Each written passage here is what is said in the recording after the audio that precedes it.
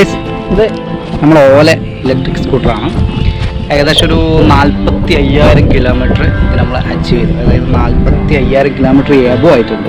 അപ്പോൾ അതിനുള്ള റിവ്യൂ, അതായത് ഈ എത്രത്തോളം നമുക്ക് എക്സ്പെൻസ് വന്നിട്ടുണ്ട്, റേഞ്ചിൽ മാറ്റം വന്നിട്ടുണ്ടോ, അതോ സർവീസ് സെൻറ്ററിൽ കിടന്ന് എന്താ പറയുക കുറേ കാലം വണ്ടി കിടന്ന് ഉപയോഗിക്കാൻ പറ്റാത്ത മട്ടത്തിലായിട്ടുണ്ടോ, എന്തെല്ലാം ഈ 45,000 കിലോമീറ്ററിൽ എനിക്ക് എന്തെല്ലാം വന്നിട്ടുണ്ട്, ആ ഒരു എക്സ്പീരിയൻസ് ഉണ്ടായ എക്സ്പീരിയൻസ് ആണ് ഞാൻ നിങ്ങളെ ഷെയർ ചെയ്യാൻ പോകുന്നത്.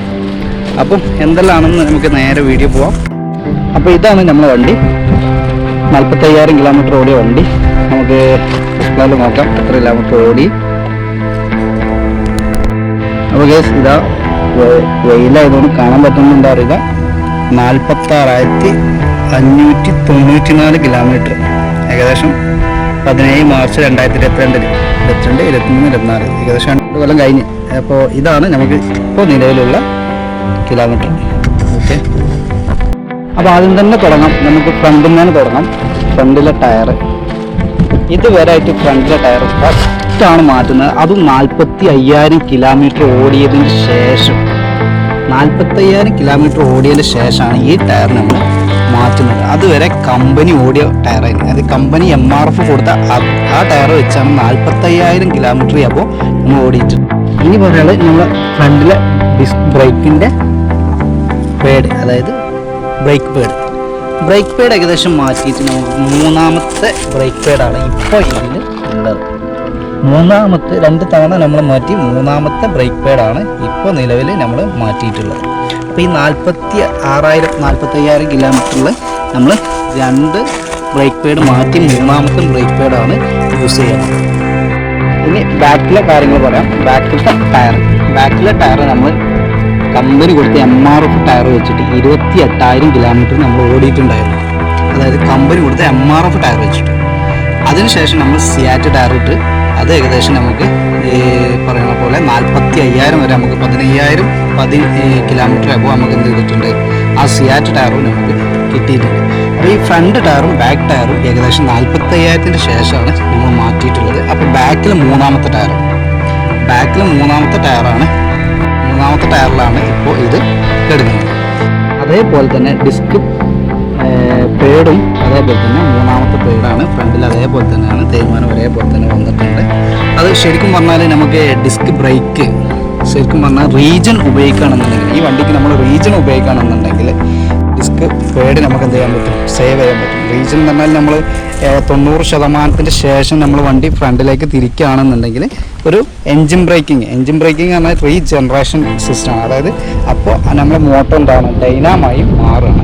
അപ്പോൾ ഡൈനാമായി മാറുമ്പോൾ 2 മെച്ചുണ്ട്. ഒന്ന് നമുക്ക് ഡിസ്ക് പേഡിന് എന്ത് ചെയ്യാൻ പറ്റും, ബ്രേക്ക് പേഡിന് നമുക്ക് എന്ത് ചെയ്യാൻ പറ്റും, സേവ് ചെയ്യാൻ പറ്റും. രണ്ടാമത് നമുക്ക് എന്ത് ചെയ്യാൻ പറ്റും, ബാറ്ററിയിലേക്ക് ചാർജ് കയറണം.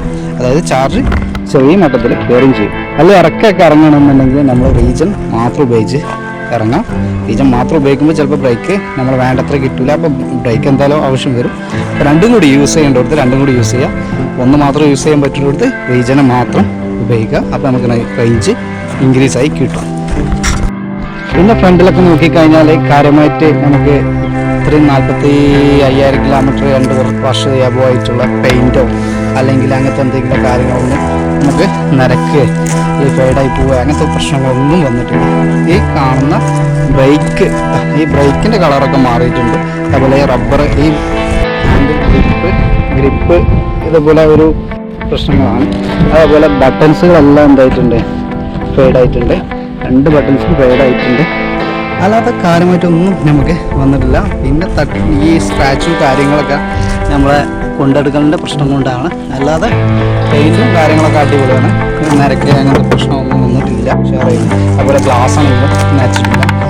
അപ്പോൾ പിന്നെ അതേപോലെ മിറർ നോക്കുകയാണെങ്കിൽ മിററൊന്നും ഫേഡായിട്ടില്ല. മിററൊക്കെ അതേപോലെ തന്നെ നല്ല കളർഫുള്ളായിട്ട് നല്ല ഭംഗിയിൽ അതേപോലെ കാണാൻ പറ്റുന്നുണ്ട്. മിററൊന്നും കുഴപ്പമൊന്നുമില്ല. ഇത്രയും കാര്യങ്ങളാണ് നമുക്ക് ഫ്രണ്ടിൽ പറയാനുള്ളത്. ഡിസ്പ്ലേ ആണെങ്കിലും ഡിസ്പ്ലേൻ്റെ കാര്യങ്ങളൊക്കെ ഓക്കെയാണ്. പിന്നെ ഇനി നമുക്ക് ബാക്കോട്ട് വരികയാണെങ്കിൽ ഈ മാറ്റിനെ കുറിച്ച് പറയുകയാണെങ്കിൽ ഈ മാറ്റ് വളരെ മോശമാണ്. കാരണം ഈ ദൂരമായിട്ട് ഊരിക്കഴിഞ്ഞാൽ വീണ്ടും എന്താവുന്നുണ്ട്, അത് അവിടെ വെക്കാനും ബുദ്ധിമുട്ടുണ്ട്. അപ്പോൾ അങ്ങനെ ഒരു പ്രശ്നമുണ്ട് ഈ മാറ്റിന്.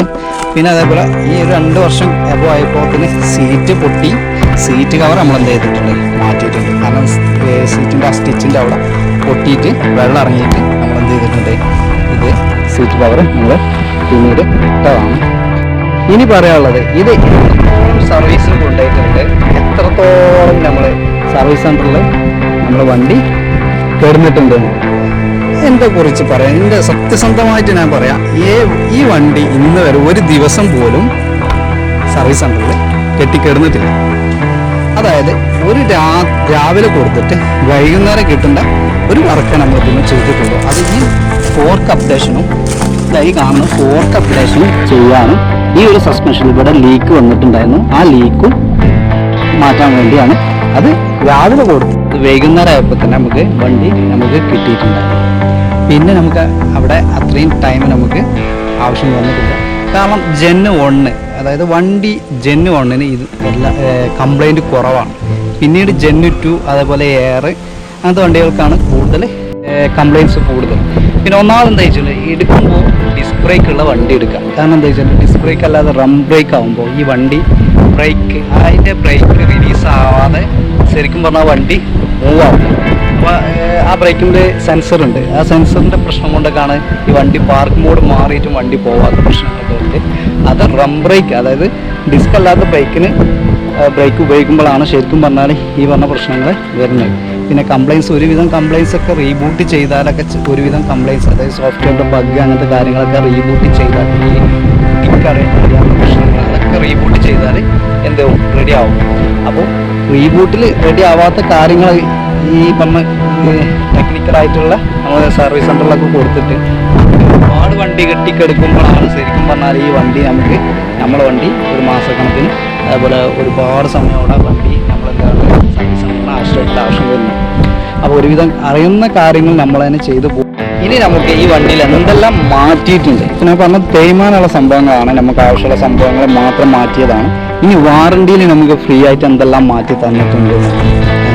ഒന്ന് ഫോർക്ക് ആം, ഞാൻ പറഞ്ഞ ഫോർക്ക് ആം മാറിയ സമയത്ത് ഇതിന് ഓയിൽ ലീക്ക് ഉണ്ടായിരുന്നു. ആ സമയത്ത് ഈ സസ്പെൻഷൻ മൊത്തം ഈ ഫോർക്ക് ആം അവർ മാറ്റി തന്നിട്ടുണ്ടായിരുന്നു. ഒരു 0 കോസ്റ്റ്, 1 രൂപ പോലും ഞാൻ അതിന് കൊടുത്തിട്ടില്ല. ഒരു ദിവസം വണ്ടി, അതായത് രാവിലെ തൊട്ട് വൈകുന്നേരം മാത്രമേ നമ്മൾ കൊടുത്തിട്ടുള്ളൂ. പിന്നീട് നമ്മൾ മാറ്റിയത് ബാക്കിലെ സസ്പെൻഷനാണ്. ഈ ബാക്കിലെ സസ്പെൻഷൻ 2 തവണ പോയിട്ടുണ്ട്, 2 തവണ ഇത് എന്ത് ചെയ്തിട്ടുണ്ട്, മാറ്റി തന്നിട്ടുണ്ട്. അതായത് ഈ സംഗതിയൊക്കെ മാറ്റി തരണമെന്നുണ്ടെങ്കിൽ 40,000 കിലോമീറ്ററിൻ്റെ ഉള്ളിൽ മാത്രമേ മാറ്റി തരുള്ളൂ. എക്സ്റ്റൻഡ് വാറണ്ടിയിൽ നമുക്ക് ബാറ്ററി, മോട്ടർ, അതുപോലെ ഹെഡ് യൂണിറ്റ്, പിന്നെ ചാർജർ, ഈ പറഞ്ഞ സാധനങ്ങൾ മാത്രം, ഈ പറഞ്ഞ സംഭവങ്ങൾ മാത്രമേ എന്താവുള്ളൂ എക്സ്റ്റൻഡ് വാറണ്ടിയിൽ നമുക്ക് മാറ്റി തരുള്ളൂ. ബാക്കിയെല്ലാം നമ്മൾ എന്ത് ചെയ്യണം, പെയ്ഡ് ചെയ്യേണ്ടി വരും. സർവീസ് അവരെത്തുന്ന ലേബർ ചാർജൊക്കെ ഒരുപാട് കൂടുതലാണ്. അപ്പോൾ കമ്പനി സർവീസിൻ്റെ വേണമെന്നുണ്ടെങ്കിൽ കമ്പനിയിൽ തന്നെ കൊടുക്കണം, പക്ഷേ പെട്ടെന്ന് കിട്ടുന്നില്ല. അപ്പോൾ അതാണ് പ്രശ്നം. അപ്പോൾ ഇത്രയും സംഭവങ്ങൾ മാത്രമേ നമ്മൾ എന്ത് ചെയ്തിട്ടുള്ളൂ, മാറ്റിയിട്ടുള്ളൂ. അല്ലാതെ ഇതിന് കാര്യമായിട്ടൊന്നും മോട്ടർ മാറ്റുക, അല്ലെങ്കിൽ കൺസ്യൂം മാറ്റുക, അല്ലെങ്കിൽ ബാറ്ററി മാറ്റുക ഒന്നും വന്നിട്ടില്ല. ഈ ഒരു സംഭവം മാത്രം, സസ്പെൻഷൻസ് നമ്മൾ മാറ്റിയിട്ടുണ്ട്. കാരണം ബൂട്ട് സ്പേസിൽ ബൂട്ട് അടിയാത്ത പ്രശ്നമോ അങ്ങനെ ഒന്നും ഈ വണ്ടിയിൽ ഇതുവരെ ആയിട്ട് വന്നിട്ടില്ല. അപ്പോൾ ജെന്യു 1 ആയതുകൊണ്ടാണ് ഇത്രയും പ്രശ്നങ്ങൾ വരാത്തതെന്നാണ് ഞാൻ വിശ്വസിക്കുന്നത്. ഇനി ഞാൻ പറയാൻ പോകുന്നത് ഇതിൻ്റെ റേഞ്ച്. നമുക്കെല്ലാവർക്കും സംശയമുള്ളതാണ്, 45,000 എബോവ് ഓടിയ കിലോമീറ്റർ ഓടിയ ഈ വണ്ടി ഇപ്പോഴും എത്ര റേഞ്ച് കിട്ടുന്നുണ്ട് എന്നാണ് ഒരു ഡൗട്ടാണ്. പക്ഷേ എനിക്ക് എൻ്റെ അനുഭവം പറയാണ്, എനിക്ക് ഇതിൽ ഡ്രോപ്പായിട്ട് ഒന്നും ഫീൽ ചെയ്തിട്ടില്ല. അതായത് അന്ന് എനിക്ക് 110, 120 ആ റേഞ്ചിലാണ് എനിക്ക് വണ്ടി റേഞ്ച് തന്നിരുന്നത്. എൻ്റെ ഒരു ഓട്ടത്തിൽ 110, 120 ഉള്ളിലാണ് എനിക്ക് റേഞ്ച് തന്നത്. ഇന്നും എനിക്ക് ആ റേഞ്ച് തന്നെ കിട്ടുന്നുണ്ട്. ഇനി ബാറ്ററിയുടെ ഹെൽത്ത് നോക്കണമെങ്കിൽ ചിലപ്പോൾ പെർസെൻറ്റേജ് ഹെൽത്തൊക്കെ കുറഞ്ഞിട്ടുണ്ടാവും. പക്ഷെ എനിക്ക് അതങ്ങനെ ഒരു റേഞ്ച് ഡ്രോപ്പ് ഔട്ടായി പോയ ഫീലൊന്നും ചെയ്യുന്നില്ല. ഡ്രോപ്പായി പോയെന്ന ഒരു ഫീൽ എനിക്ക് ഫീൽ ചെയ്തിട്ടില്ല. ഇപ്പോഴും ഒരു 110, 120 റേഞ്ചിൽ 47,000, 46,000 കിലോമീറ്റർ ഓടിയിട്ടും എനിക്ക് ആ റേഞ്ച് തന്നെ കിട്ടുന്നുണ്ട്. ഇത്രയും കാര്യങ്ങളാണ് എനിക്ക് എൻ്റെ വണ്ടിയിലുണ്ടായ ഫീൽ ചെയ്ത എൻ്റെ അനുഭവമാണ് ഞാൻ പറഞ്ഞത്. വേറെയുള്ളവർക്കൊക്കെ പല അനുഭവങ്ങളുണ്ടാവും. കാരണം കഴിഞ്ഞ ദിവസം ഒരാഴ്ച മുമ്പ് ബാംഗ്ലൂർ ഒരു ഓല സർവീസ് സെൻ്റർ തന്നെ കത്തിച്ചിട്ടുണ്ട്. അപ്പോൾ പലവർക്കും പല മാതിരിയുള്ള അനുഭവങ്ങളുണ്ട്. പക്ഷേ എനിക്കുണ്ടായ അനുഭവമാണ് ഞാൻ നിങ്ങളുടെ